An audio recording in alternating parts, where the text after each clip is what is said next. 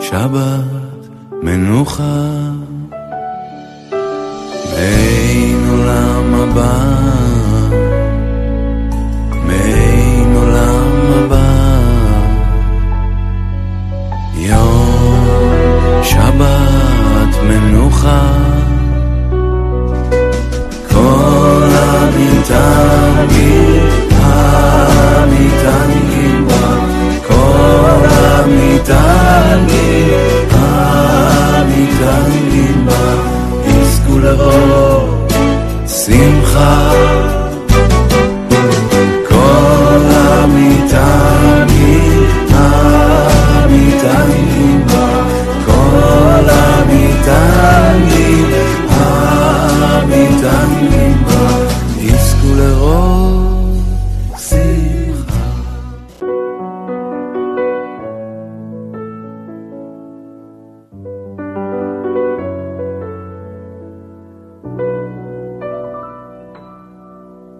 מעין עולם הבא, מעין עולם הבא. יום שבת מנוחה, מעין עולם הבא, מעין עולם הבא. יום שבת מנוחה, כל המתענגים, המתענגים בה, כל המתענגים, המתענגים בה, יזכו לרוב שמחה. כל המתענגים, המתענגים בה, כל המתענגים, המתענגים בה. Boker Tov, shalom à tous et à toutes, nos chers amis, tous les branchés, les gens qui sont là, Baruch Hashem, les gens qui n'ont pas lâché, qui s'accrochent. Bonjour, Be'atzlacha, une bonne journée. Il va y avoir, Baruch Hashem, beaucoup d'yeshuot, beaucoup de délivrance pour chacun, pour chacune. Il faut juste de la patience, c'est tout. Rabbi Nachman, il ne faut pas oublier, il a dit avec moi, personne n'a jamais perdu. Bon, Hachem, on essaye d'être avec lui au moins 1 heure par jour. Pensez à lui, de parler de lui, et lui s'occupe de nous, Bezrat Hachem, dans tous les domaines. Leilun Nishmat, Aïcha Bat Djemoul. Toutes les choses, Bezrat Hachem, pour tout le monde. Et alors hier, on a parlé de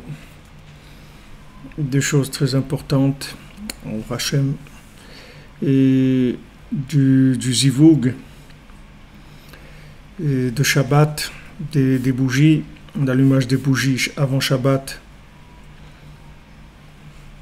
Et c'est vraiment, après le cours, toute la journée, ça me revenait cette notion-là que vraiment comme on a... Merci Samuel Mimoun, mon cher ami. Merci, j'étais très heureux de te rencontrer, de te connaître à Paris. Quel sourire, quelle joie, une merveille. Hachem, il te protège, il te donne tout ce que tu as besoin, Bezrat Hachem. Ce qu'on a parlé hier, c'est très important. C'est-à-dire dans la vie d'un couple, c'est extrêmement important de savoir que dans nos générations, on a grandi avec des masques, c'est-à-dire on a grandi déguisés. On nous a déguisés en certains personnages dont la société avait besoin. Et on nous apprend depuis qu'on est petit, il n'y a personne qui nous a appris à être nous-mêmes. On est tous projetés dans des stéréotypes, des images.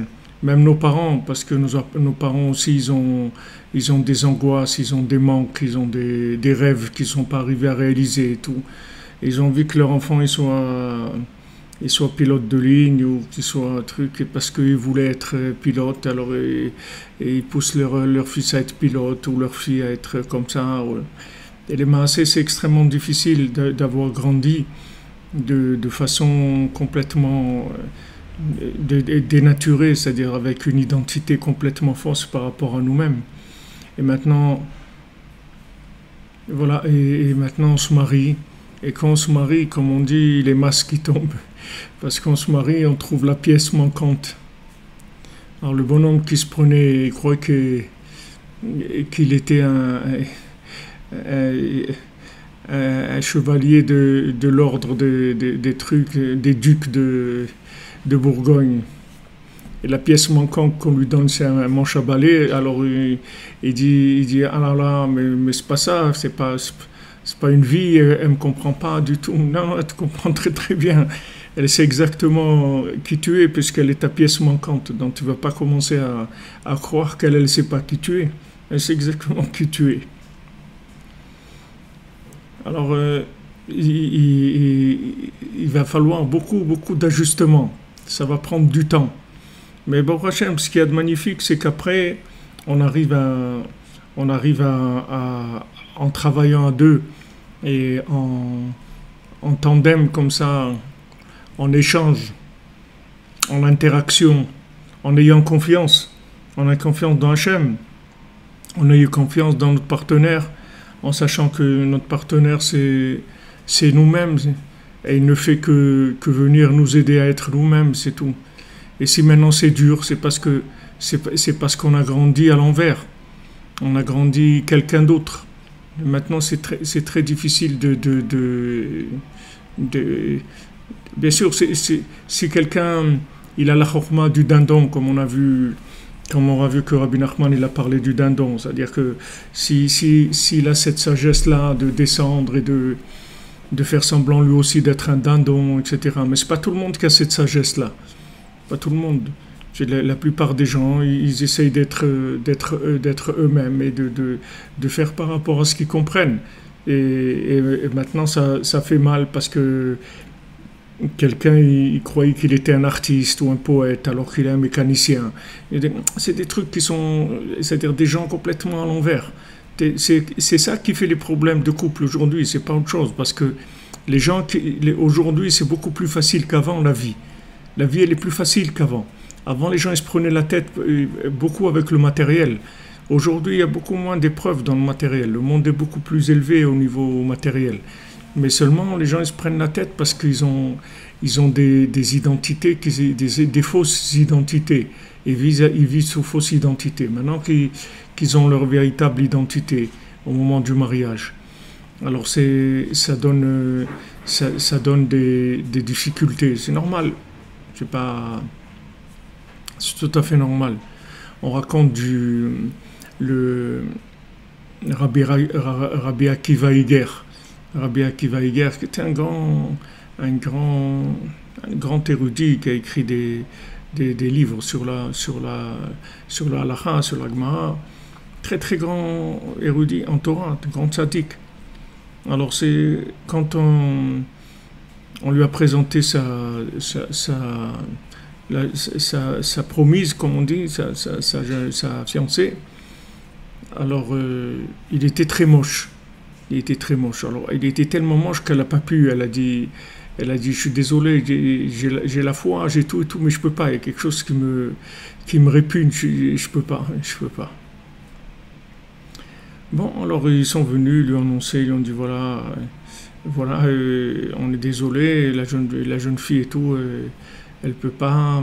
Alors il dit pour quelle raison? Parce que c'était quand même déjà quand il était jeune, comme on dit, il était prometteur. C'était quelqu'un déjà de grand en Torah. Elle dit voilà la raison. Alors il lui a demandé, il a demandé est-ce qu'il peut l'avoir encore 5 minutes? Qu'il lui demande s'il peut l'avoir 5 minutes. Alors dit d'accord. Maintenant, elle était très belle, la jeune fille. Alors, il a vu 5 minutes, il lui a dit, regarde, avant de venir dans ce monde, toi, tu es mon épouse, ma vraie épouse. Maintenant, avant de venir dans ce monde, normalement, c'est toi qui devais être laide et c'est moi qui devais être beau. Mais comme tu es une femme, j'ai eu de la peine pour toi. J'ai demandé dans le ciel, j'ai demandé dans le ciel, je leur ai dit, regardez, c'est pas agréable pour une femme comme ça, de cette laideur-là. Moi, ça me dérange pas, mais elle, une femme, une laideur comme ça et tout, la pauvre, elle va être malheureuse, elle va en souffrir. Alors, je vous demande, changez, donnez-lui ma beauté et donnez-moi sa laideur. Je veux changer avec elle, je veux pas que mon épouse, elle souffre de ça. Alors, ils ont dit, d'accord. Alors, il lui a dit, regarde, ça, c'est à condition que tu sois mon épouse, parce que tu es mon épouse. Mais si tu veux pas, alors je vais te rendre ce qui est à toi, et je vais reprendre ce qui est à moi.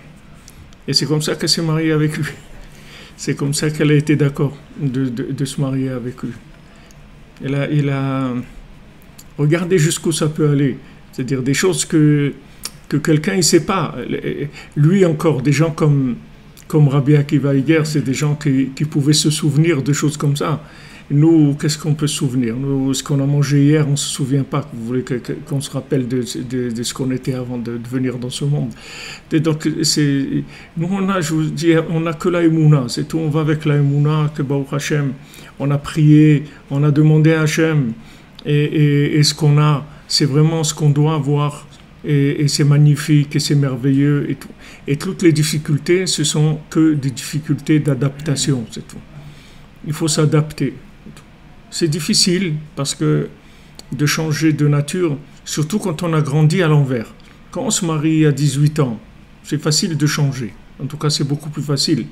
Mais quand on se marie à 25 ans, à 30 ans, à 40 ans, c'est beaucoup plus difficile parce qu'on a déjà commencé à durcir le ciment. C'est-à-dire le ciment, il a commencé un petit peu à durcir.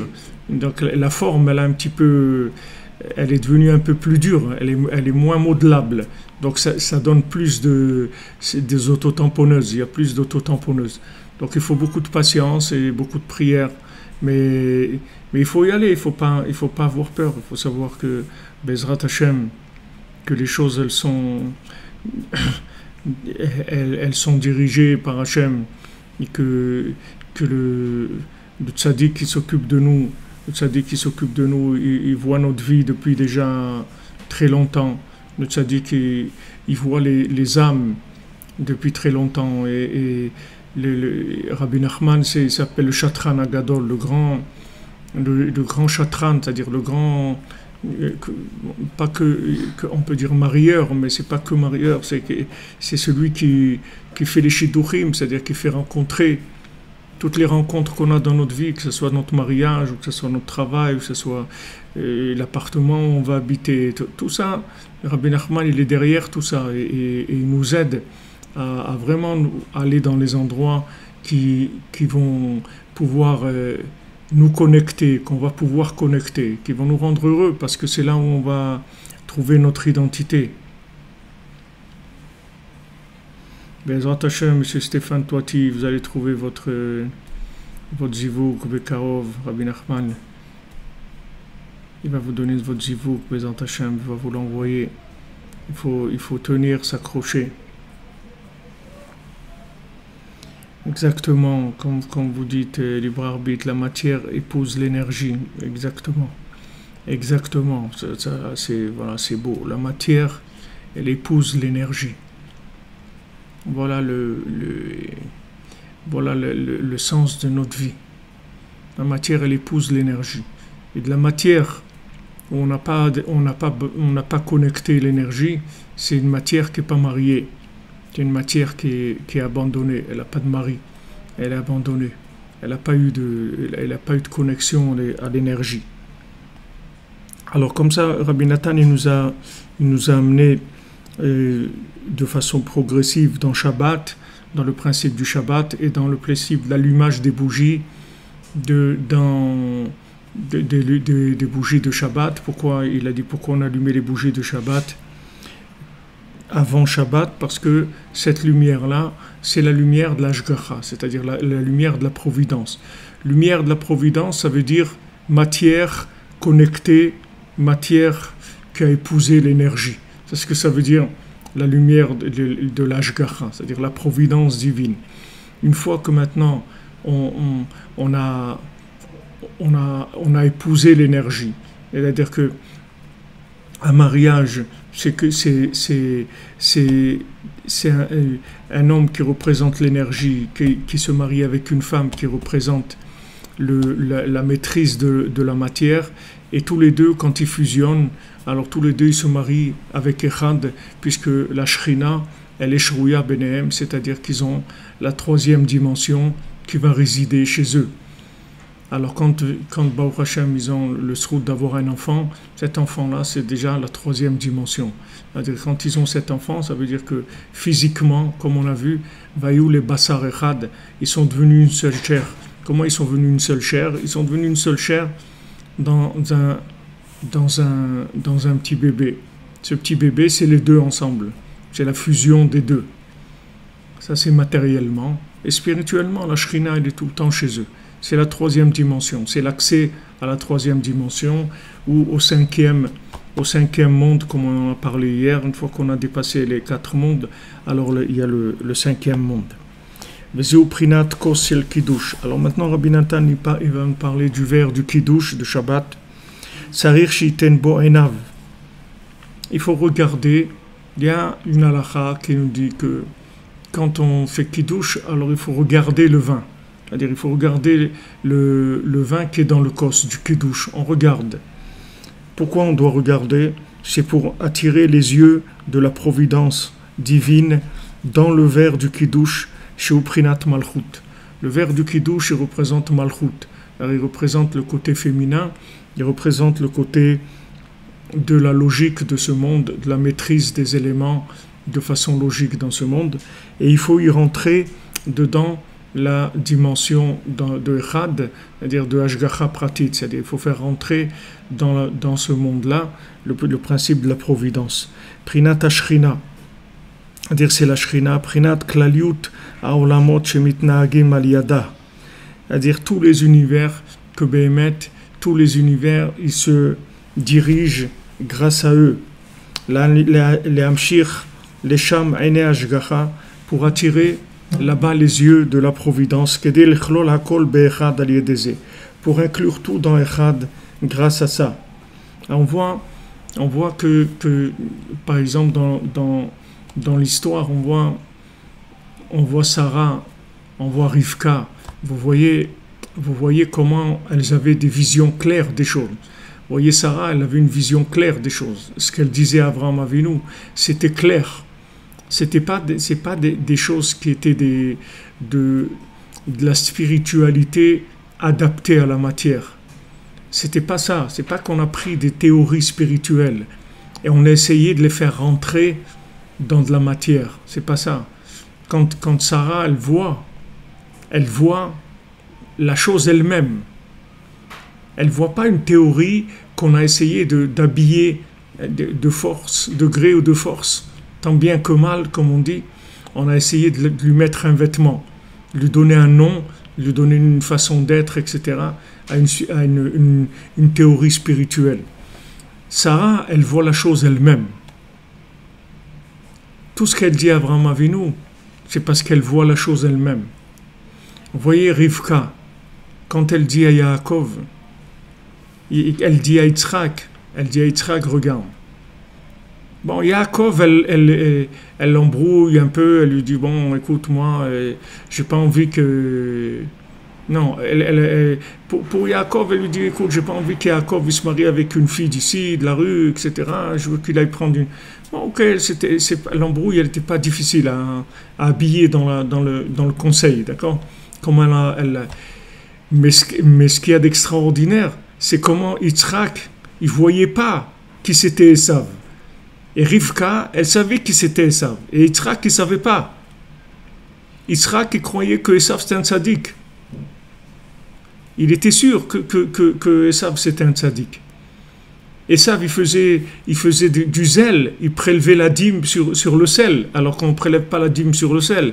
Il dit, waouh, quel tzaddik. Même sur le sel, il prélève la dîme. Pourquoi? Parce que comme Esav, il travaille sur les côtés extérieurs des choses. Même quand il est spirituel, c'est de la spiritualité de prise unique. C'est pas de la spiritualité véritable. c'est de la spiritualité qui colle sur la matière, vous voyez. Je ne sais pas si vous comprenez ce que je veux dire. Dans les Sipurim Maasiot, je vous donne un exemple. Dans les Sipurim Maasiot, il y a un conte, il y a un des contes des Maran, des Maran, qu'il y avait un Maran, c'est-à-dire il y avait un pays où le roi il a décrété que les Juifs ils n'ont pas le droit de pratiquer le judaïsme de façon publique. Le juif c'est qu'en cachette, mais public ils peuvent pas. Alors il y avait un juif qui a sauvé le roi d'un complot qu'il y avait contre lui. Et quand le roi il a vu qu'il a soufflé, ce juif-là, il était ministre chez le roi. Le roi il lui a dit, qu'est-ce que je peux t'offrir, qu'est-ce que je peux te donner? De l'honneur, tu en as, tu es ministre, de l'argent, tu as. Qu'est-ce que je peux t'offrir qui te ferait plaisir? Maintenant, le roi, il ne savait pas que c'était un juif. Il a dit, mais est-ce que si je vous demande quelque chose, vous allez le faire? Il me dit, ce que tu me demanderas, je le ferai. Il dit, voilà, je veux avoir le privilège de pouvoir mettre mon talit et mes tefilines en public. C'est ça que je veux. Alors le roi, il est très, très en colère et tout, mais comme il avait promis, alors il a dit pas de problème. Donc c'était le seul dans tout le pays qui pouvait mettre le talit et les tefilines en public. Ok. Donc le roi décède et il y a le nouveau roi qui arrive et qui dit bon, tout ce que mon père il a donné comme privilège, tout ça vous balancez tout ça, je veux rien savoir, on repart à zéro, on enlève tout. Donc lui il lui dit voilà, moi j'ai sauvé ton père d'un complot, etc. Donc il m'a donné il a dit non, moi je connais plus tous ces trucs là et tout, donc plus de talit et de filines en public, c'est fini, tu repars dans la clandestinité comme tout le monde, comme tous les juifs. Ok. Et maintenant à partir du moment où il fait ça, le roi il commence à rêver. Tous les soirs, il rêvait d'un mouton et d'un taureau qui se moquaient de lui, qui rigolaient et qui lui disaient, tu vois, ta descendante, elle sera exterminée complètement. Nous, on va exterminer ta descendance. Comme ça, il rêvait tous les soirs. Il ne savait pas quoi faire. Ça le rendait fou, ce rêve-là. Alors, qu'est-ce qu'il a fait? Il a appelé tous les gens qui étaient... Ils ont dit, écoutez... qu'est-ce qu'on va faire? Alors on va tuer tous les moutons et tous les taureaux qu'il y a dans le pays. Alors ils ont tué tous les taureaux, tous les moutons qu'il y a dans le pays. Et il plus dans le pays. Donc il a dit on est tranquille. Mais il continue à rêver et rigoler de lui, peut-être même qu'il rigolait de plus belle. Ça c'est pas écrit là-bas, ça c'est moi qui dis. Il rigolait toujours. Et c'est arrivé qu'en fin de compte, c'est ce qu'il y a eu. C'est qu'il a été brûlé, lui, sa famille, tout le monde, il n'est rien resté du tout. En fait, qu'est-ce que c'était le taureau et le mouton? Le mouton, c'est avec quoi on fait les talit, les tzitzit. Et le taureau, c'est avec quoi on fait les tefilines, avec la peau on fait les tefilines. Donc eux, ils sont venus pour lui dire, regarde, nous on vient t'avertir que le fait que tu as enlevé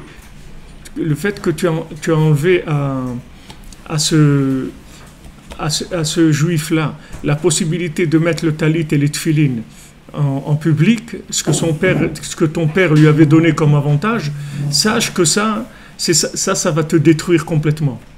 Mais lui maintenant, pourquoi je vous dis tout ce maasé? Parce que vous voyez la réaction de Esav à une information. Comment il réagit? Au lieu de chercher l'esprit de la chose, il s'attaque à la forme de la chose. Il dit ok, ah bon, alors les taureaux et les moutons ils rigolent? Eh bien on tue tous les taureaux et tous les moutons, c'est tout, comme ça on est tranquille. Mais c'est pas les taureaux et les moutons physiques, c'est que le taureau et le mouton ça représente quelque chose.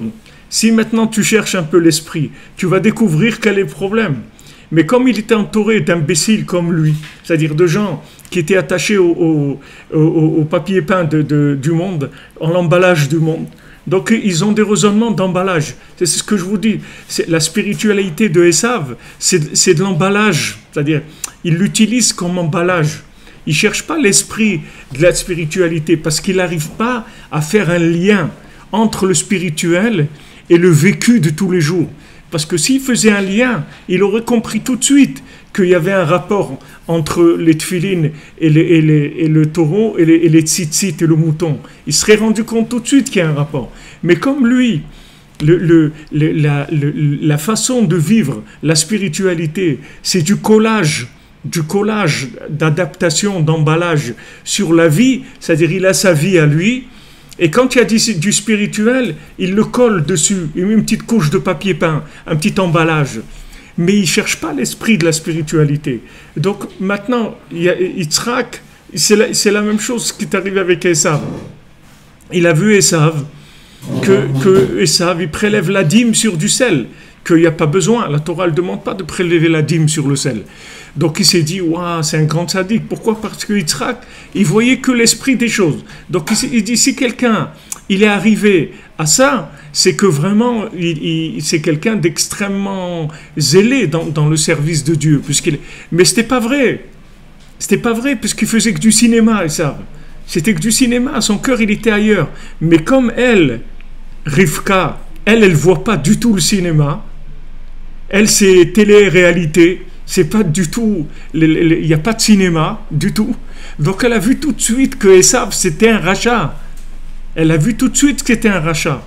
Et comme maintenant elle ne pouvait même pas en parler avec son mari, parce qu'il était tellement branché sur le spirituel, et il avait tellement confiance dans Esav, qu'elle aurait pu se prendre d'elle aussi une malédiction ou quelque chose de son mari, parce que Yitzhak c'était un tzaddik, c'est pas n'importe qui. Donc maintenant, elle serait pris à un revers de Yitzhak, peut-être qu'elle s'en serait jamais remise. Donc elle a dû ruser. Elle a dû ruser. Elle lui a dit, regarde et tout, et Yaakov, on ne peut pas le laisser ici, il y a des filles qui ne sont pas fréquentables, tout ça, on va l'envoyer dans ma famille, que là-bas il trouve quelqu'un de bien. D'ailleurs, toi, regarde, tu es venu me chercher là-bas, tu as vu ton père, Abraham, il a bien envoyé Eliezer me chercher dans la maison de mes parents, etc. Donc, nous aussi, on va continuer dans ce chemin. Bon, de ce côté-là, elle est arrivée à l'embrouiller, et pour les brachot, elle a embrouillé Yaakov. Elle a dit, tu vas te déguiser en Esav. Et lui, ça le dérangeait énormément, parce qu'il a dit, elle a dit, comment je vais me déguiser en Esav? Mais mon père, il dit, te fais pas de soucis. S'il y a une malédiction, je la prends sur moi. Mais écoute ce que je te dis, c'est tout. Écoute. Et elle a sauvé le monde. C'est elle qui a sauvé le monde. Elle a sauvé le monde, mamache. Parce qu'elle a compris que c'était tout ce truc-là, il fallait le jouer comme un théâtre, parce que c'était une pièce de théâtre. Puisque chacun, il était en train de jouer un rôle par rapport à la vérité. Il n'y a personne là-dedans qui savait la vérité. Israël qui ne se rendait pas compte. Et ça, c'était un embrouilleur de première. Donc maintenant, qu'est-ce qu'elle a fait? Elle a aussi créé une mise en scène. Elle a fait que Yaakov il s'est déguisé en Esav. Et il a pris les bénédictions. Mais pour vous dire que quoi? Que Rivka, elle voit clair. Elle voit clair. Elle voit la chose comme elle est. Pas des élucubrations. Elle voit la chose exactement comme elle est.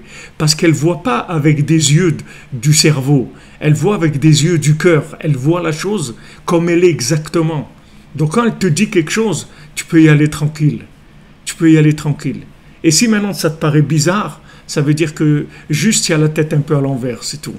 Mais il n'y a rien de bizarre. Il n'y a rien de bizarre parce que c'est de la vérité qui est vécue. Et si on n'avait pas eu ce maasé de Rivka, le monde il aurait été invivable, il n'y aurait pas eu de monde, Birlal. Et si Abraham il avait écouté Sarah, alors notre vie elle aurait été complètement différente aussi. Et Akadosh Baruch Hu lui a reproché, et il lui a dit Shema Bekola, il lui a dit écoute-la. À Yitzhak il lui a rien dit du tout, mais à Abraham il lui a dit écoute-la. Peut-être que Sarah, par rapport à Rivka, elle a été moins dans le elle a essayé moins d'embrouiller Abraham dans la méthode, c'est-à-dire elle a été plus directe, plus vraie, mais c'est pas passé. Tandis que Rivka, elle a beaucoup plus rusé pour faire passer la vérité. Et elle est arrivée à la faire passer. Pour le bien de tout le monde. C'est sûr que Yitzhak la remercie et que le monde entier la remercie pour ce qu'elle a fait. Parce que c'est elle qui a pu. Alors, si vous voulez, ce qui dit ici que maintenant, la Shrina, qu'elle est la Klaliut HaOlamot, Shemit Nagim Aliyada, les Amshir, les Sham Aine Ashgacha. C'est-à-dire que tous les mondes, ils se conduisent d'après la Shrina, c'est-à-dire d'après cette fusion-là, c'est-à-dire cette présence qui vient de l'union entre le mari et la femme. C'est ça qui fait le comportement, c'est ça qui déclenche le mouvement de tous les mondes. C'est pas que le nôtre, c'est tous les mondes qui se déclenchent grâce à cette fusion-là. C'est-à-dire cette union-là, elle est extrêmement importante et c'est pour ça qu'elle est attaquée en permanence. Soit qu'on ne laisse pas les gens se marier, que les pauvres ils ont envie de se marier. Voilà combien les pauvres ils sont dans la souffrance, dans la douleur de vouloir se marier, de vouloir faire quelque chose et ils n'arrivent pas.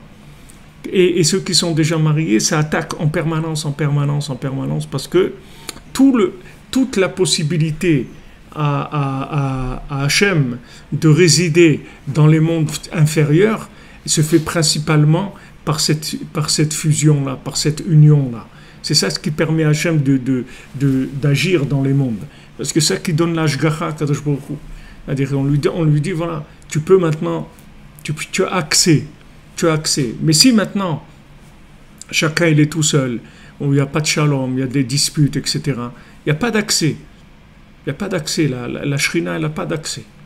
Comme on dit que Ish ve Isha, que si tu enlèves le Yud dans Ish et le He dans la femme, on s'est fait Esh, tous les deux c'est du feu. Comme le feu qui a détruit le temple, c'est la même chose, c'est du feu. Qu'est-ce que ça veut dire? Ils brûlent tout. C'est-à-dire ils détruisent le monde. Au lieu maintenant de construire, ils détruisent le monde. Pourquoi? Parce qu'ils n'ont pas Yudke dans leur nom, ça veut dire, c'est pas que d'avoir des lettres dans les noms, c'est dans le comportement, c'est-à-dire du fait qu'il n'y a pas de fusion, il n'y a pas d'union, alors ça empêche Hachem de rentrer dans le monde de façon, par connexion, c'est-à-dire par présence dans la matière, c'est-à-dire par esprit révélé dans la matière. Alors comment Hachem y rentre? Par du feu, c'est-à-dire c'est du feu, comme le Beth Amikdash. Hachem il est descendu, il a brûlé le temple. Donc le monde c'est pareil, le monde il brûle. Voilà, regardez un incendie là-bas, je sais pas en Floride ou je sais pas, un des plus grands incendies qu'il y a jamais eu, du feu. Voilà, ici aussi ils nous envoient des cerfs-volants brûlés, des centaines, des milliers d'hectares, ils ont brûlé de blé, de trucs, le pain il a augmenté, tout a augmenté à cause de ça. C'est des nézakim de feu. Et les nézakim de feu, quand il y a des problèmes de feu, ça veut dire qu'il y a un problème de fusion des éléments. C'est-à-dire au lieu que les éléments ils soient interactifs entre eux et que ça permette une présence bénéfique, une présence adoucie, alors ça amène du feu, ça amène Chas v'Shalom de la destruction. Et si vous lisez dans Chayei Moharan et dans Yemou Moharanat aussi, dans la vie de Rabbi Nathan et dans la vie de Rabbeinu aussi, vous verrez quand Rabbeinu il a parlé qu'il allait y avoir des incendies. Et même quand Rabbeinu il a quitté Breslev, il a quitté après un incendie, c'est-à-dire il y avait une grande partie de la ville qui a brûlé, sa maison elle a brûlé, et ils lui ont sauvé tout ce qu'il avait, etc. Et après il a dit, ça y est, maintenant c'est le chemin pour Ouman. C'est-à-dire qu'il savait que c'était ça le signe que maintenant il devait aller à Ouman et commencer là-bas la réparation de tout le monde et tout. C'était ça qui lui a montré que c'était fini, qu'il y avait plus, il devait plus rester là-bas, il devait partir. Il y a eu une année comme ça, il y a eu beaucoup d'incendies. C'était une année où il y a eu des incendies dans toute l'Ukraine, il y a eu beaucoup d'incendies. Ça vient de ça, de ce principe-là. C'est-à-dire que maintenant, quand la chose elle n'est pas utile, c'est-à-dire elle n'est pas utile, elle n'est pas connectable pour révéler Hachem, c'est-à-dire qu'on n'a pas l'esprit qui va sortir, c'est-à-dire il n'y a pas d'harmonie, d'esprit qui va sortir de la forme. Alors la forme elle est détruite, on n'a pas besoin de forme. De la forme toute seule, il n'y en a pas besoin. On a besoin d'une forme pour porter l'esprit, mais que de la forme, on n'a pas besoin. Il n'y a aucun but à la forme. Donc Esav, lui, c'est un développeur de la forme, c'est un spécialiste développeur de la forme. Mais comme maintenant, il y a quand même une trace de quelque chose de spirituel, Alors il crée des vêtements en carton comme ça, des vêtements en carton spirituels, de la spiritualité en carton, si vous voulez. La spiritualité de prise unique comme ça, de spiritualité en carton. C'est sa spécialité. Et avec ça, il s'acquitte de la spiritualité. Mais quand il faut comprendre quelque chose, comme dans ce cas-là, où on voit une allusion comme ça, voilà, tu vois un mouton, un taureau qui sont énervés contre toi. Mais pose-toi la question, pourquoi ils sont énervés contre moi? Quel est le lien avec ma vie, avec ce que je fais dans ma vie? Quel est le lien? Voilà, tu viens de prendre une décision importante, que tu as annulé tous les avantages que ton père il a donné. Donc, je ne sais pas, regarde qu'est-ce qui a pu se faire, qu'est-ce qu'il y a eu. Et si tu comprends ça, alors c'est facile. D'ailleurs, il y a un peu la même histoire dans le Baal Shem Tov, quand Baal Shem Tov il était à Istanbul. C'est un petit peu la même histoire. Mais comme si c'est chez Ishmaël, il a la Emouna, c'était beaucoup plus facile d'arranger. Parce que quand là-bas à Istanbul, le roi, le nouveau roi, il s'est laissé influencer par un ministre pour faire un décret sur les Juifs. Quand les Juifs ils ont appris ça, parce qu'il y avait un des ministres là-bas qui était ami des Juifs, il leur a fait savoir ça juste avant Pessah, et il leur a dit voilà, il va y avoir sachez que le roi il a signé un truc, il vient de signer un décret que Chas v'Shalom il va détruire tous les Juifs de la ville. C'est les ministres qui sont venus et qui ont monté tout un truc, etc. Donc il savait que la mère du roi actuel, c'est-à-dire qui était la reine, la reine d'avant, c'est-à-dire elle était très proche des Juifs. Donc ils ont été la voir. Ils lui ont parlé, ils lui ont dit voilà, regardez, il y a ça et ça. Alors elle a dit ok, alors elle est venue voir son fils. Et au milieu de la nuit, elle l'a réveillé. Elle lui a dit écoute, ton père il m'est venu en rêve, il est très énervé. Et il a dit qu'il va y avoir une destruction de notre famille, de notre descendance totale. Vous voyez, la même chose qu'il y a eu là-bas. Il dit on va être complètement détruit. Alors, qu'est-ce que tu as fait qui nous a amené ça sur la tête? Qu'est-ce que tu as fait? Cherche dans ce que tu... Alors, il lui a dit des trucs. Il lui a dit non, c'est pas ça. Après, il lui a dit voilà, il y a un décret sur les Juifs. Elle lui a dit mais c'est ça. Il lui a dit mais tu sais pas que celui qui commence avec les Juifs, il finit très mal. Tu le sais très bien. Pourquoi tu t'es laissé? Alors, il s'est excusé devant elle, il a déchiré le décret, etc. Vous voyez la même histoire, mais Ishmaël, c'est beaucoup plus facile parce qu'il est connecté. Il est connecté. Tu peux plus facilement lui faire comprendre les allusions. Il comprend plus facilement les allusions, beaucoup plus facile. Mais Esav, il est tellement dans la logique, il est tellement dans le côté, il y a tellement un monde en carton que c'est très difficile de lui faire des connexions d'allusions. Parce que les allusions, c'est le moyen de communication entre la matière et le spirituel. C'est ça qui fait communiquer les deux, c'est des allusions. C'est-à-dire que c'est pas des trucs explicites, parce que quand c'est explicite, c'est la fusion déjà. Mais avant qu'il y ait fusion, alors il y a des allusions, des appels. Il y a des petits appels, c'est-à-dire pour que tu comprennes les choses. Mais celui qui est complètement dans la logique et dans les trucs, il comprend rien aux allusions.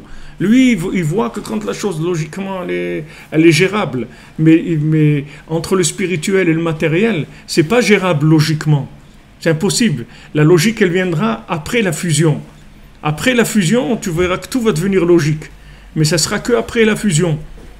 Et avant d'arriver à la fusion, tu vas avoir beaucoup d'épreuves. Et ces épreuves, tu vas les passer avec des renseignements qui sont des renseignements uniquement d'allusion. On va te faire allusion à certaines choses, mais on ne va pas te dire les choses clairement.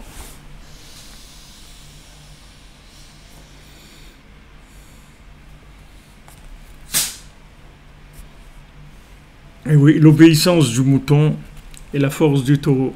Ouais. C'est vrai parce que le talit, c'est le côté de l'obéissance. Le talit, c'est le côté de la soumission. Et le tfilin, c'est le côté de c'est la force mentale. On le met à l'endroit de la neshama pour donner la force à l'esprit de se connecter. C'est la force de l'esprit. C'est très bien, monsieur libre arbitre. Je ne sais pas comment vous appelez, mais libre arbitre, c'est bien. Donc c'est ce qui dit que maintenant on met donc nos yeux dans le verre du kiddush. C'est pour ça que toute l'union de la Kedusha, elle se passe le Shabbat. C'est-à-dire le principe du Zivug, c'est dans le principe shabbatique. Comme je viens de vous dire. C'est-à-dire que la véritable communication, elle s'établit dans un niveau shabbatique. C'est-à-dire que quand vous avez un couple, dans un couple, ou je vous donne l'exemple du couple parce que c'est facile à comprendre par rapport à tout le reste, mais dans tout, quand je parle de couple, ça parle de tout, c'est-à-dire l'argent, le manger, les vêtements, la maison, tout ce que vous voulez. Tout ce que vous avez rapport avec ce monde, et le rapport entre l'âme et le corps, c'est la même chose. C'est tout ce domaine-là, de rapport entre ces deux éléments. Alors, dans un couple, en fait ce qui est important, c'est d'avoir un idéal commun. C'est ça qui est important. Maintenant, il y a un idéal commun. C'est ça qui est l'écart du zivug, de ces Shabbats. Ça veut dire que pourquoi on se marie? On a un idéal commun. Là-dedans, tous les deux, on est d'accord et on se fond là-dedans. Après, le reste, c'est de l'adaptation au niveau des midot, au niveau du vécu. Mais ça, c'est déjà technique, c'est pas la même. Mais si on n'est pas d'accord sur la direction à prendre, alors là, il n'y a pas de fusion possible. Il n'y a pas d'union possible. C'est-à-dire, d'abord, il faut se mettre d'accord, il faut trouver un dénominateur commun sur la direction à prendre. Ouman Rosh Hashanah, les trucs, c'est-à-dire, il faut trouver un accord ensemble. C'est-à-dire que, est-ce qu'on est d'accord qu'on va ensemble vers ça? On construit une maison pour Hachem, un foyer pour Hachem, on veut vivre la parole d'Hachem. Est-ce qu'on est d'accord sur ça? On va vivre la parole d'Hachem d'après l'attachement au tzaddik et les conseils du tzaddik. Est-ce que maintenant, on est d'accord sur ça? C'est sur ça qu'il faut être d'accord. Ça s'appelle Zivug du Shabbat. C'est-à-dire qu'on est dans un idéal commun. Une fois qu'on est dans un idéal commun, après, on revient dans le travail technique. Vous voyez, c'est toujours ce que je vous explique sur Adam Arishon. Adam Arishon, tu rentres d'abord dans Shabbat et tu fais kiddush sur le fruit de l'arbre de la connaissance du bien et du mal.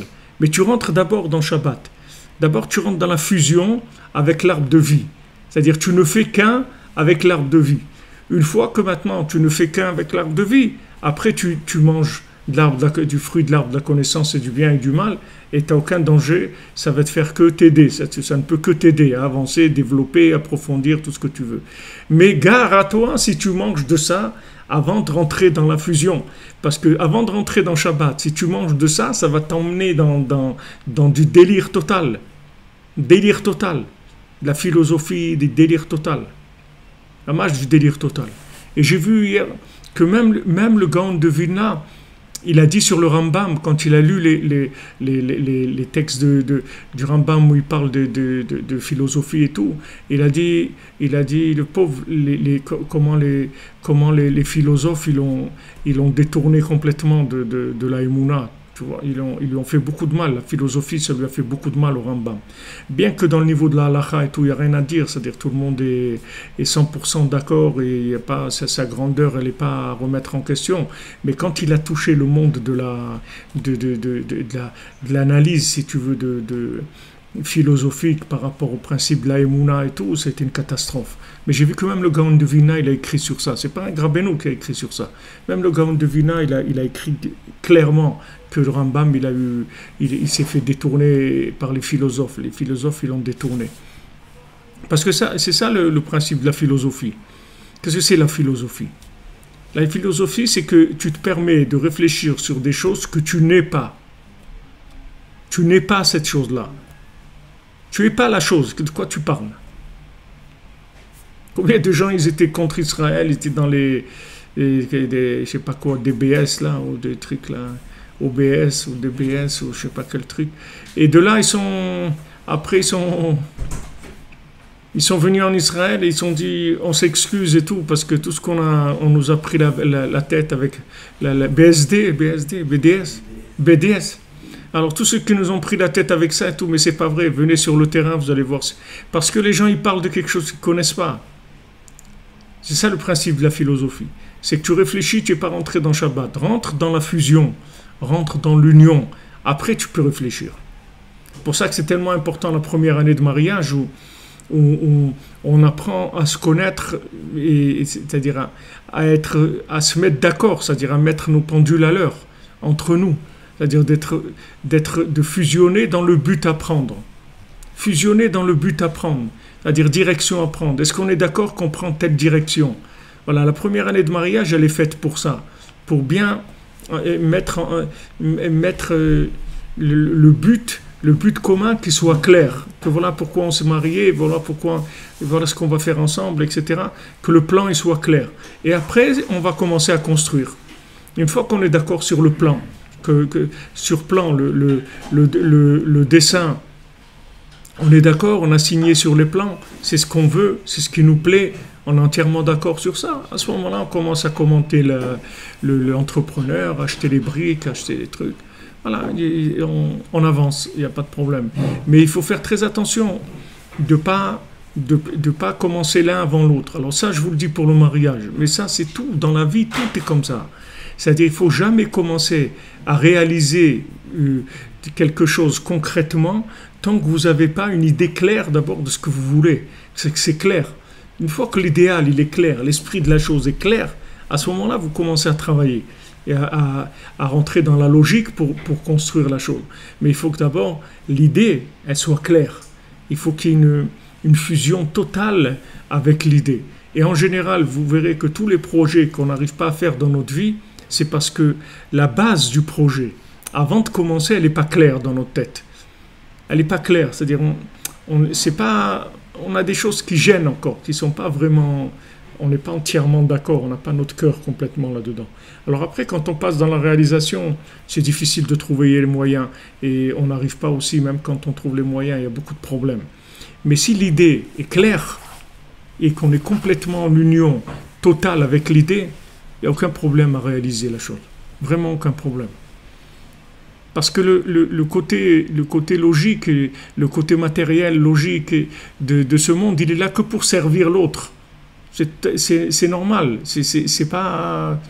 Le côté féminin, il est là que pour aider le côté masculin à se connecter avec Hachem, pour qu'Hachem réside dans le monde. Donc il faut toujours aller voir dans le côté masculin s'il n'y a pas un décalage, si pas le bonhomme il n'est pas un peu en retard par rapport à la réalité, s'il ne marche pas un peu trop doucement par rapport à la réalité. Parce que s'il marche un peu trop doucement, c'est-à-dire s'il ne tire pas assez de spiritualité par rapport aux besoins qu'il y a, ça va faire des problèmes. Ça va faire des problèmes parce qu'il y a une frustration au niveau féminin et ça entraîne des problèmes. Ce principe, vous pouvez le vérifier dans tout. Dans le travail, dans tout, c'est comme ça. C'est-à-dire quand il y a un problème technique, que dans le technique ça ne marche pas, en fait, ce n'est pas dans le technique que ça ne marche pas. C'est l'idéal qu'il y a. La direction à prendre, elle n'est pas claire 100%. C'est pas clair. Donc quand tu passes dans le technique, tu vois pas, il y a des choses que tu vois pas. Parce que la base de l'esprit, elle n'est pas claire. Il faut d'abord que tu sois en fusion avec ton projet totalement. Totalement. En fusion avec ton projet. Une fois que tu as fusionné avec ton projet, mais complètement dedans, à ce moment-là, la réalisation, elle est très facile.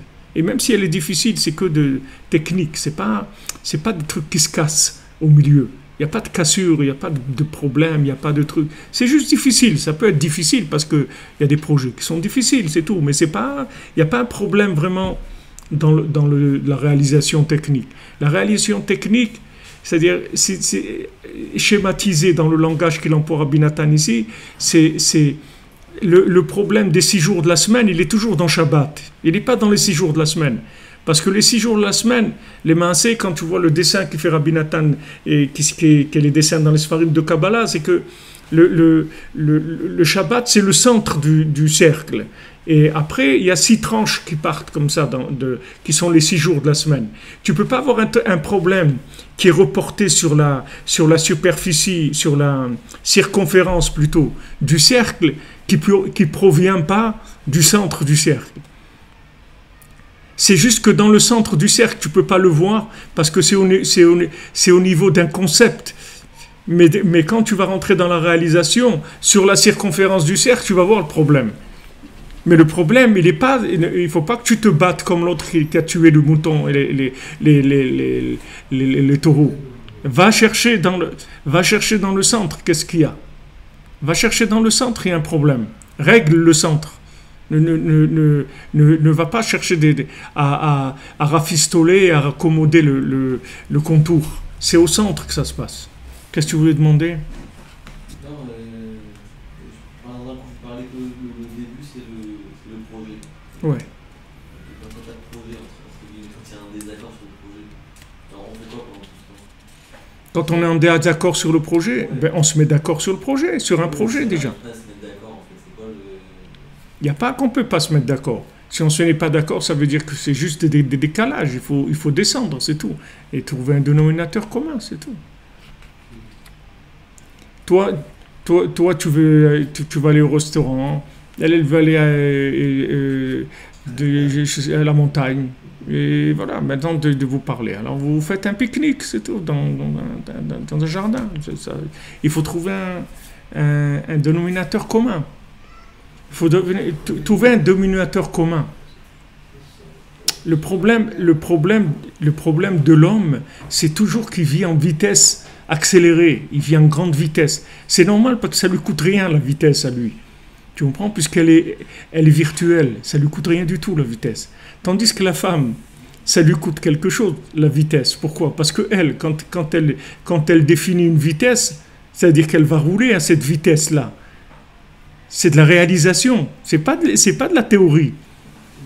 Tu comprends? Quand un homme lui dit allez, on y va, on fait ok. Lui, qu'est-ce qu'il fait? C'est des films qu'il a dans sa tête, c'est facile pour lui. C'est tout virtuel. Mais quand une femme, elle entend ça, des fois elle prend peur parce que elle regarde concrètement comment ça se traduit sur le terrain. Elle voit que ça va pas être facile. Quand Esav lui dit à Yaakov, viens, cours avec moi, il lui dit mon ami, moi je peux pas courir. Moi j'ai une femme et des enfants. Et un troupeau. Si je les pousse, je les rentre dans l'accélération, mais ils vont mourir. Toi, tu es un bonhomme, tu n'as pas de femme, tu n'as pas d'enfant, tu n'as rien. Tu es un bonhomme, tu es un bandit des grands chemins. Tu es Ishsadé, tu es un homme déchant, c'est-à-dire tu cours toute la journée. Toi, tu n'as aucun problème. Cours, c'est normal, tu vas nulle part. Tu fais rien du tout. Tu construis que du carton, de la paille, tu construis. Tu ne construis rien du tout. Il n'y a rien de réel dans ce que tu fais. Donc tu peux te permettre de courir, il n'y a pas de problème. Mais moi, ce n'est pas pareil. Yaakov, il ne dit pas, quand Esav lui dit, viens on court et tout, il ne dit pas, mais moi Yaakov, je ne peux pas courir. Il ne lui dit pas ça, il ne parle pas de lui. Il parle que de sa femme et de ses enfants et de son troupeau, c'est tout. Il ne parle pas de lui. Parce que lui, il sait très bien que lui, ça ne veut rien dire. Ce qui compte, c'est ses épouses, ses enfants et son troupeau. Est-ce qu'il va suivre ça? C'est comme ça qu'il règle la vitesse. C'est pas par rapport à lui qu'il règle la vitesse. Lui, il peut courir comme Esav, il peut courir encore plus que Esav. Il n'a pas de problème avec ça. Mais il règle sa vitesse par rapport à la responsabilité qu'il a par rapport à son épouse, ses enfants et son troupeau. Il faut que tout ça soit en harmonie. C'est comme ça qu'il règle la vitesse par rapport à ses élucubrations et ses fantasmes à lui. Tandis que Esav, comme il n'est pas marié, il prend des femmes, il les jette, il prend une femme de là, il la jette, il prend une autre. Il ne sait même pas combien de gosses il a, il ne sait rien du tout. Il s'en fout complètement, il n'a rien à faire de tout ça. Il n'a rien à faire de ça. Il n'a pas d'attache à rien. C'est que de la paille, son truc. Donc il dit, allez, on court. Une fois, je me souviens, on avait pris, avec ma famille, on avait pris un taxi pour aller quelque part avec les enfants et tout. Et il avait fait un excès de vitesse ou un truc un truc contre le code de la route. Alors le policier, il a arrêté. Alors il s'est excusé et tout. Il lui dit, regarde, toi, je t'excuse. Il n'y a aucun problème. Mais que tu as une famille comme ça dans ta voiture et que tu te permets de faire ça, je suis obligé de pénaliser. Parce que il faut que tu te rendes compte de ce que tu es en train de faire. Si tu étais tout seul, je ne t'aurais pas pénalisé. Je t'aurais laissé passer. Et toi, il n'y a pas de problème. Mais si tu ne te rends pas compte, qu'est-ce que ça veut dire d'avoir une famille dans ta voiture et tu prends un risque comme ça veut dire que le massé, tu es fou, c'est tout. Tu es un fou. Et un fou, il faut lui mettre des PV, ça le remet sur les rails. Si maintenant ça ne marche pas avec la tête, ça va marcher avec la poche. C'est-à-dire en payant, on va te rééduquer. On va te rééduquer à la ESAV, c'est tout. Si ça ne marche pas avec si tu n'as pas un peu de cœur pour comprendre que tu as la responsabilité d'une famille dans ton véhicule et que tu dois faire attention. Si ça ne marche pas avec ça, alors on va t'éduquer à la méthode ESAV. Tu vas avoir peur sur le portefeuille, ça fait mal à tout le monde, le portefeuille. Et là, tu vas voir, la prochaine fois, tu feras en tout cas un peu plus attention, ça c'est sûr. Ça c'est Vadaï. Donc tu vois que ESAV, il ne fonctionne pas du tout de la même manière que Yaakov. ESAV, il fonctionne avec lui. C'est un irresponsable. Il fonctionne avec lui-même, tout seul, il est tout seul. Même quand il est marié, il est tout seul. Même quand il a des gosses, il est tout seul. Même quand il reste toujours seul. Il n'est pas lié, tu comprends? Tandis que nous, c'est le contraire. D'abord, il y a fusion, d'abord, il y a union. Et après, on fait. Et quand on fait, c'est que par rapport à l'union. C'est pas par rapport à autre chose. On fait plus qu'on a envie. On fait ce qui est possible. Pas ce qu'on a envie. Ce qu'on a envie, c'est une chose, et ce qui est possible, c'est autre chose. Des fois, ça peut être pareil, Ashrecha, c'est pareil, c'est extraordinaire. Tu es arrivé au niveau de Zivug le plus élevé qui est. Mais, comme on a vu, cacher Zivug au Kriyat Yam Souf, c'est pas évident avant d'arriver à ça. Mais il y a un dénominateur commun. Puisque maintenant, déjà, vous avez décidé de vous marier ensemble, d'habiter en Eretz Israël, de trucs, il y a beaucoup d'éléments qui sont communs, qui sont de plein accord. Donc tu vois, il y a des éléments où il y a eu fusion. Ah, maintenant tu veux qu'il y ait fusion sur un autre niveau. Les athlètes, mon ami, doucement. Doucement. Tu veux qu'il y ait fusion à un autre niveau, il faut que tu cherches l'esprit en toi. Le problème, il est dans l'esprit, dans la connexion avec l'esprit. Il faut chercher plus profondément. Il faut plus de bodedut, il faut plus de chatzot, il faut plus de ouman, il faut plus de tikkun haklali, il faut plus de tzedaka, il faut plus, c'est tout. Il faut mettre plus dans l'esprit. C'est ça qui manque. C'est ça qui manque. C'est pas tu peux pas accuser les 6 jours de la semaine. Les 6 jours de la semaine, ils sont là que pour te révéler ce qu'il y a eu dans Shabbat, c'est tout. Les 6 jours de la semaine, ils n'existent pas. Ils sont fondus dans Shabbat. Comment tu dis? Yom Rishon Beshabbat, Yom Sheni Beshabbat, Yom Shishi Beshabbat, Yom Revi'i Beshabbat. Parce qu'il dépend que du Shabbat, c'est tout. Donc tu as un problème, cherche dans Shabbat, c'est tout. Apprends tes melachot de Shabbat. Apprends les halachot de Shabbat. Ne fais pas des melachot Shabbat. Tu connais les halachot de Shabbat. Tu sais que si maintenant tu as de la soupe liquide, est-ce que tu as le droit de la remettre sur la plaque si elle est froide, Shabbat? Tu sais ça. Tu sais pas, tu as un problème, tu fais ça. Tu as un problème. Parce que si tu fais des melachot Shabbat, tu déconnectes les 6 jours de la semaine du Shabbat. C'est ça les melachot. Quand tu fais un travail Shabbat, en fait, tu déconnectes le Shabbat des 6 jours de la semaine. Les 6 jours de la semaine, ils n'ont plus de fusion avec le Shabbat. Tu as fait une coupure de connexion. Alors là-bas, il va y avoir un problème. Parce que tu vas laisser tourner les 6 jours de la semaine en autonomie, et là, c'est la catastrophe. Quand les 6 jours de la semaine, ils tournent autonomes, ils n'ont pas de tête du tout. C'est-à-dire qu'ils ne sont pas reliés à un esprit. Alors ça donne des résultats terribles. C'est pour ça que Bémet, dans la halakha, dans Mishnah Bura, dans l'Akdama, il te dit que si tu n'étudies pas les halachot Shabbat en permanence, c'est-à-dire tu recommences tout le temps, c'est sûr que tu vas transgresser Shabbat. Parce que comme les halachot de Shabbat, c'est que de l'esprit, tu ne peux pas les trouver dans les 6 jours de la semaine. Il y a d'autres halachot que tu peux découvrir avec du bon sens, tu vois, dans la semaine. Tu peux trouver le bon sens, il peut t'orienter. Mais Shabbat, il n'y a pas de bon sens, parce que c'est lui qui donne le sens à la semaine, c'est pas le contraire. Tu ne vas pas trouver dans la semaine des repères shabbatiques pour remonter. Tu ne peux pas trouver dans la connaissance un chemin vers le Shabbat. C'est le contraire. Dans Shabbat, tu vas trouver le chemin vers la connaissance. Donc les halachot de Shabbat, il faut les apprendre. Baruch Hashem, il y a des sfarim aujourd'hui, il y a des sfarim des halachot de Shabbat très simplifiés et très clairs dans tous les domaines, dans tout. Ça parle du maquillage, de la glace, du bichoul, de la cuisse, de tout, c'était tout clair, simple.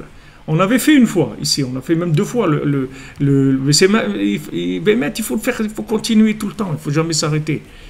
Parce que c'est des notions qui sont pas connectées. C'est des notions qui sont complètement de l'idéal. Alors si tu répètes pas sans arrêt, tu les perds de vue. Parce qu'il n'y a pas de choses qui vont te rappeler. Tandis que par exemple, le vol ou le mensonge ou les trucs et tout, c'est des notions c'est des notions de logique. Il y a de la logique dedans. Donc tu peux t'en rappeler dans la semaine. Mais les notions de mouktsé, de bichoul, tout ça, c'est des trucs c'est des trucs qui sont pas...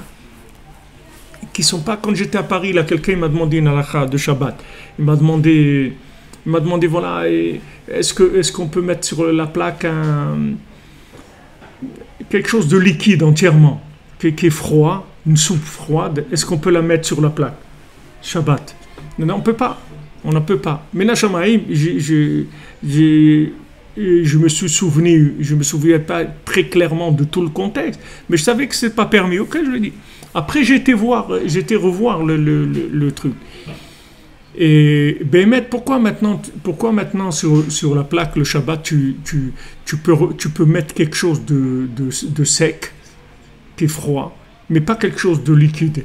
Parce que la différence entre quelque chose de sec et quelque chose de liquide, c'est que le liquide, quand il refroidit, il perd complètement son goût.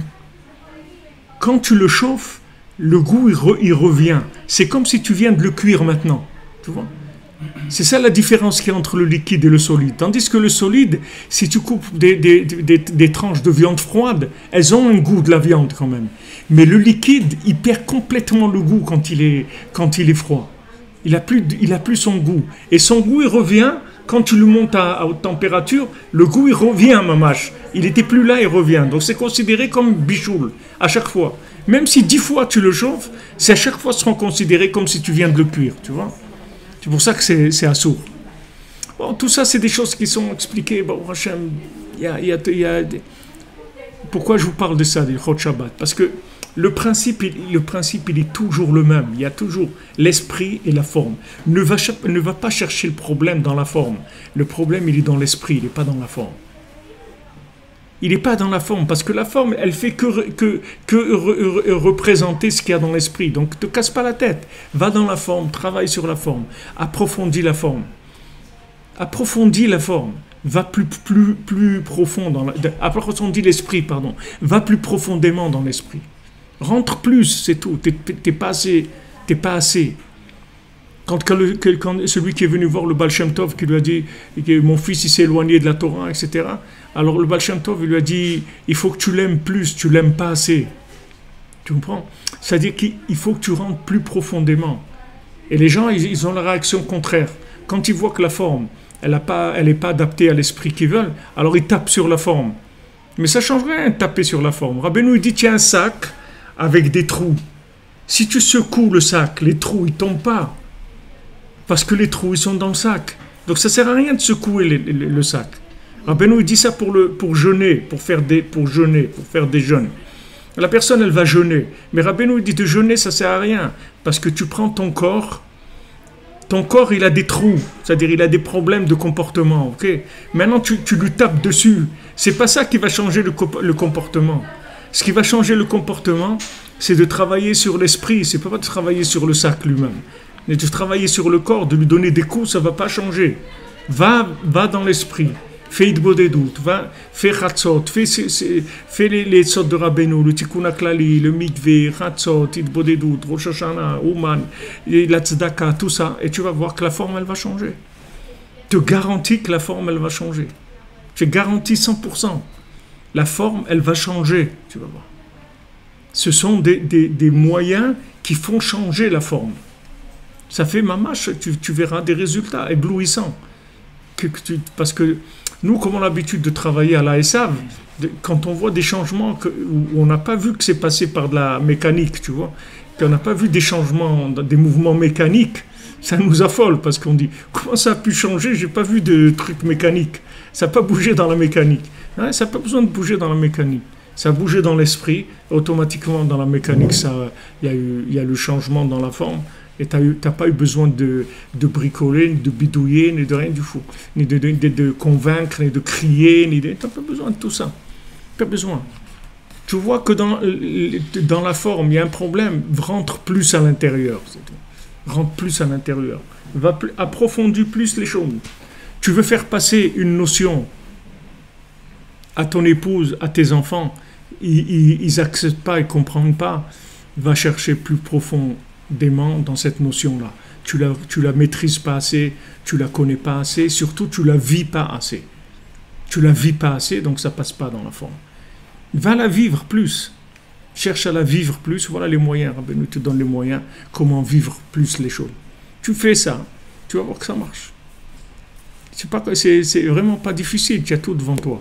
Il faut juste comprendre comment ça marche. Une fois que tu sais comment ça marche, après tu te mets au boulot, si tu veux. Mais si tu ne te mets pas au boulot, alors ne te plains pas.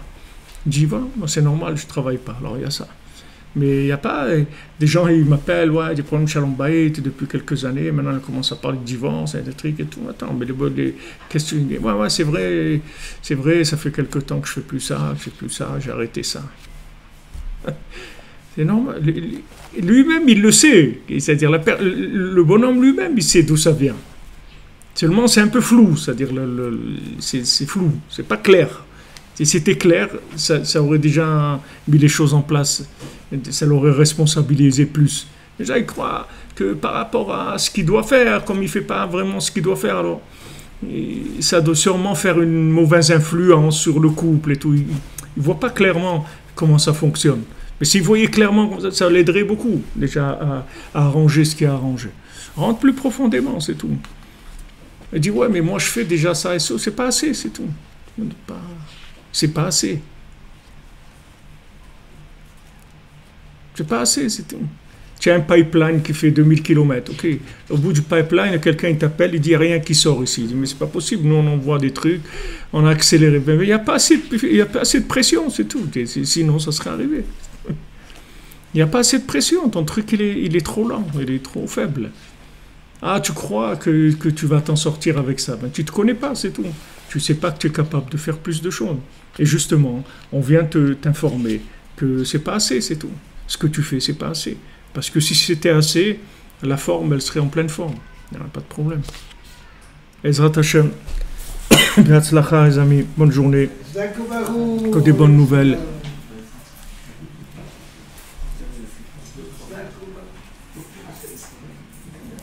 Pourquoi, Monsieur Mehdi Bled, pourquoi Dieu a créé le monde et les hommes? C'est quoi le but? Le but, c'est de connaître Hachem, c'est de connaître Dieu dans la matière, de trouver Dieu à travers la matière, de chercher l'esprit qui est dans la matière. Comment, avec la matière, se connecter à Dieu? C'est pour ça qu'il a créé.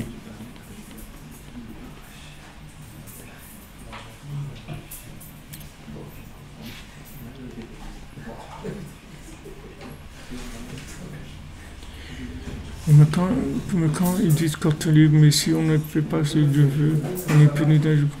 C'est pas, on ne parle pas maintenant de punition, de rien. C'est celui qui cherche pas Dieu dans la matière, il est débranché de la vie, tout simplement. Voilà les amis, bonne journée, que des bonnes nouvelles. Et on se retrouve à l'antenne, Be'ezrat Hashem, demain matin. Merci de votre présence, merci de votre soutien.